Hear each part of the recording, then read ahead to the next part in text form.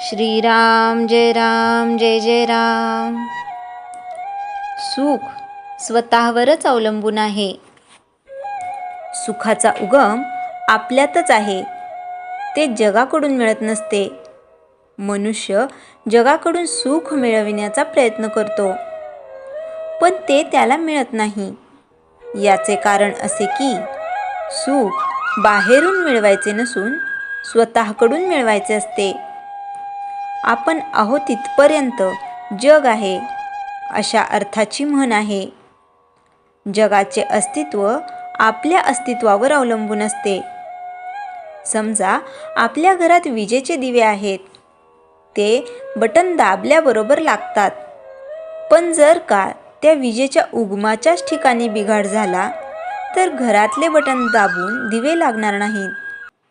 फार काय, पण घरातील दिव्याची दुरुस्ती करण्याचा प्रयत्न केला तरी मूळ ठिकाणाच्या बिघाडाची दुरुस्ती होईपर्यंत काही उपयोग होत नाही. त्याप्रमाणे आपल्या स्वतःमध्येच सुधारणा झाल्याशिवाय बाहेरून सुख मिळणार नाही. समुद्र सर्व पृथ्वीच्या पाठीवर दूरवर पसरलेला आहे. पण असे कधी झाले आहे का की अमुक एका ठिकाणचे पाणी कमी खारट आहे? तसे जगात कुठेही गेले तरी सुखाच्या बाबतीत अनुभव सारखाच येणार.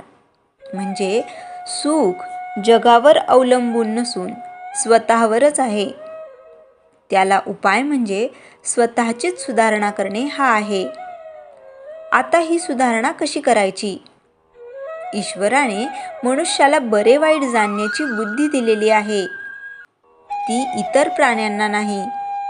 त्या बुद्धीचा पुरेपूर उपयोग करून आपण वाईट गोष्टी करण्याचे टाळावे आणि चांगल्या गोष्टी करण्याचा प्रयत्न करावा. वाईट गोष्टी टाळणे प्रत्येकाला शक्य आहे, कारण त्यात कृती न करणे एवढेच काम असते आणि ते कृती करण्यापेक्षा केव्हाही सोपेच. चांगल्या गोष्टी सर्वांनाच करता येतील असे नाही. सारांश, सुखी होण्याचा मार्ग म्हणजे वाईट गोष्टी करण्याचे विचाराने टाळावे आणि चांगल्या गोष्टी शक्यतेनुसार करीत राहाव्या. आणि हे सर्व करताना सर्व काळ भगवंताचे चिंतन करावे. असे केल्यानेच सुख मिळेल. जगाकडून सुख मिळेल ही कल्पनाच चुकीची आहे.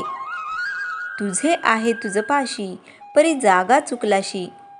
आपण स्वतः जगासारखे वागत नाही, मग जगाने आपल्यासारखे वागावे असे आपण का म्हणावे?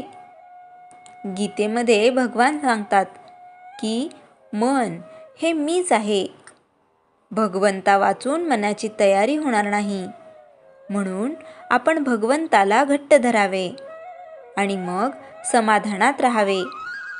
भगवंताचे सदा सर्व काळ स्मरण ठेवावे आणि वृत्ती स्थिर राखावी. वृत्ती स्थिर झाली की त्याच्या मागोमाग समाधान येतेच. श्रीराम जय जय राम.